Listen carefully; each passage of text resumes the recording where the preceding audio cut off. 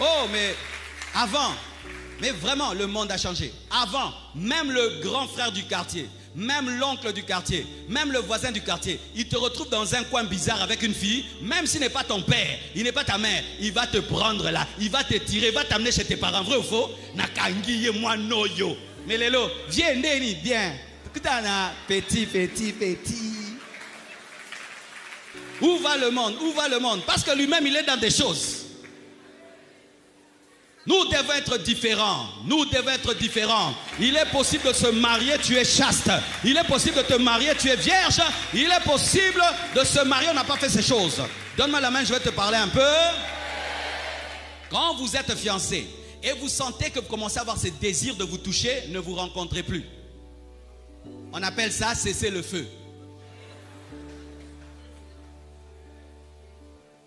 Ou tu dis, ces derniers temps on ne se voit plus. Pourquoi? Parce que quand je te vois, je sens que j'ai envie de te toucher. Mais je sais que ce n'est pas la parole de Dieu.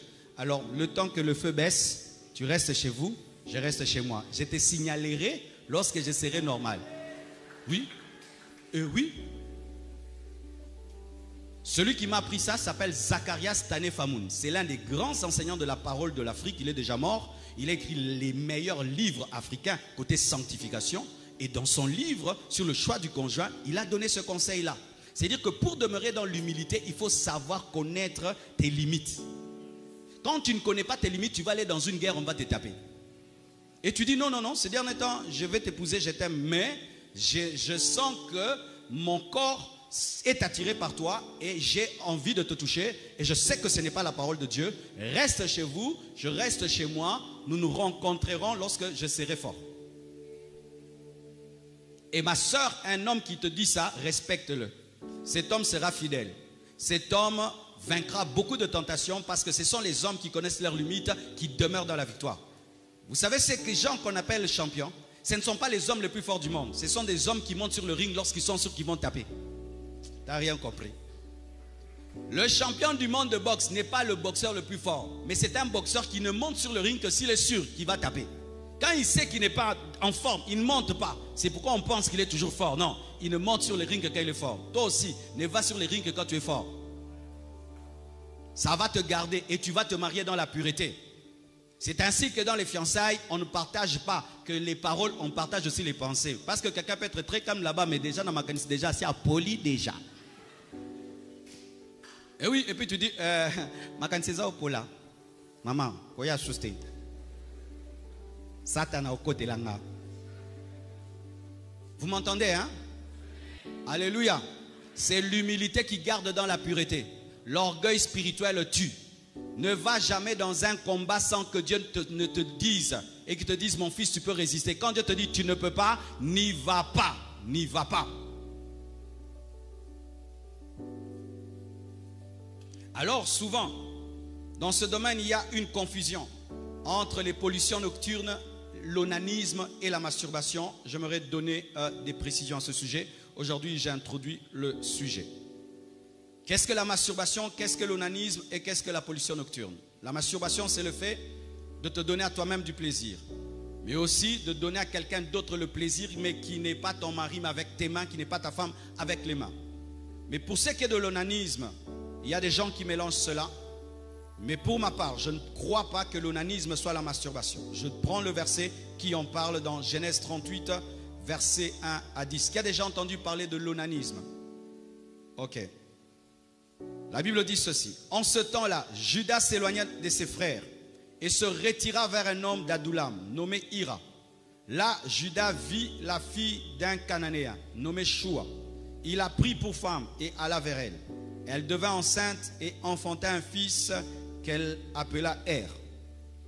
Elle devint encore enceinte et enfanta un fils qu'elle appela Onan. Elle enfanta de nouveau un fils qu'elle appela Shelah. Judas était à Xib quand elle l'enfanta. Judas prit pour Er son premier-né une femme nommée Tamar. Er, premier-né de Judas, était méchant aux yeux de l'Éternel et l'Éternel le fit mourir. Alors Judas dit à Onan, c'est là que vient l'onanisme. Onan, c'est le nom d'un fils de Judas. Onan dit, va vers la femme de ton frère Er, prends-la comme beau-frère et suscite une postérité à ton frère, pas à toi. Écoutez, Onan, sachant que cette postérité ne serait pas à lui, se souillait à terre lorsqu'il allait vers la femme de son frère, afin de ne pas donner de postérité à son frère. C'est qu'il faisait déplu à l'Éternel, qui le fit aussi mourir. Alors les gens disent que Onan se masturbait. Non. Voici la signification. C'est qu'il y avait une coutume. C'est que si un grand frère ou un frère meurt et ne laisse pas des enfants, ses frères, grands frères ou petits, vont épouser sa femme en mémoire de lui, et tous les enfants qu'ils auront avec sa femme seront ses enfants. Alors lorsque Er était méchant, il meurt. Judas prend Onan, il donne à Tamar. Mais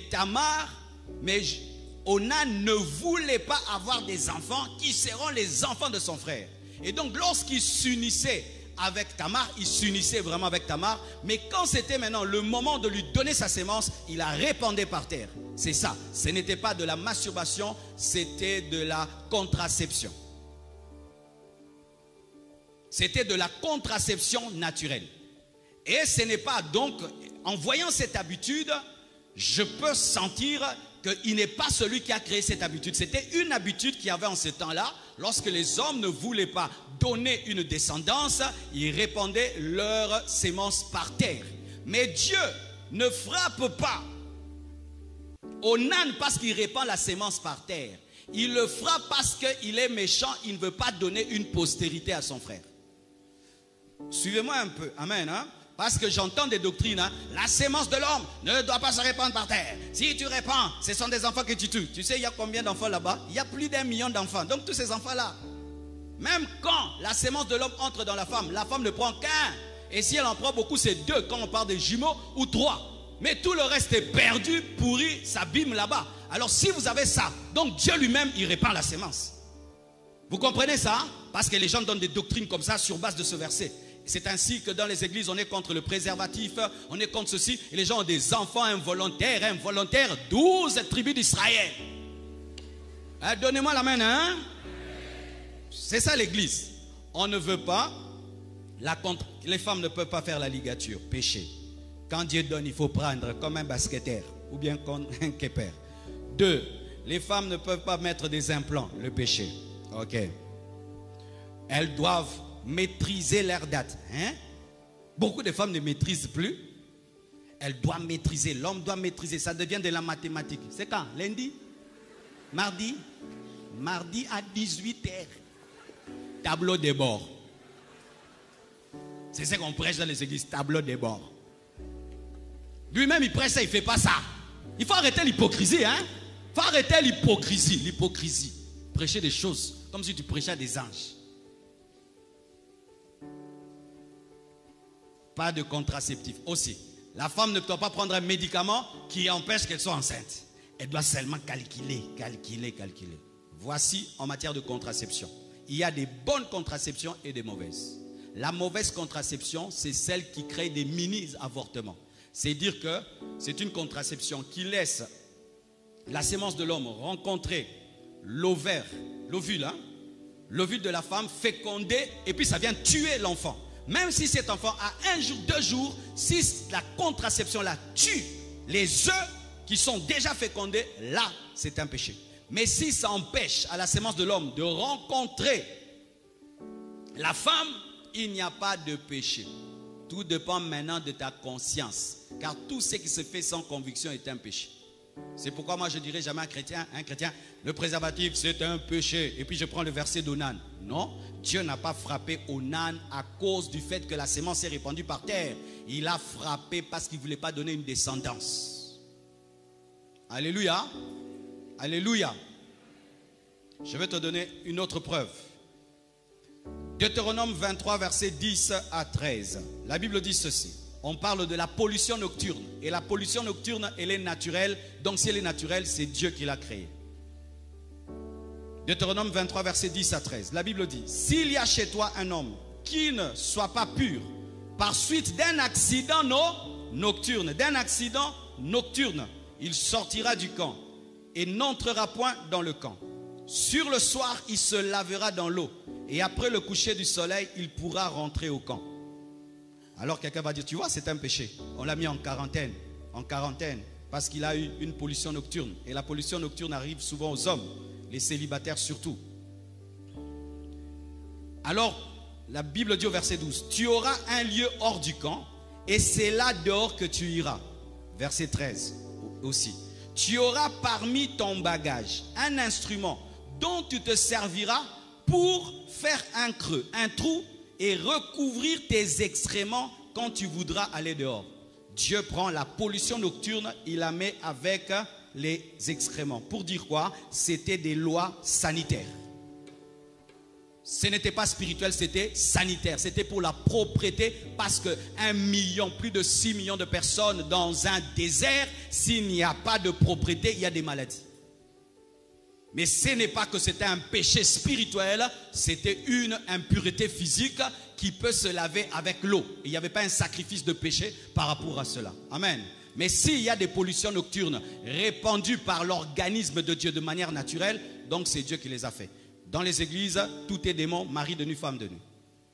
Toute pollution nocturne n'est pas toujours femme de nuit ou mari de nuit. Quand est-ce que c'est un mari de nuit, une femme de nuit? C'est lorsque c'est régulier. Dans un mois, ça t'arrive 12 fois, 13 fois. Et même, tu sens une présence démoniaque maléfique. Et tu revois toujours le même visage, Mais tu dors, tu n'as pas pensé à des mauvaises choses. Tu es un célibataire de 40 ans, pas encore marié. Les trop pleins s'en va. C'est Dieu qui t'a délivré de ça, naturellement. C'est comme quelqu'un qui a trop mangé, il a vomi.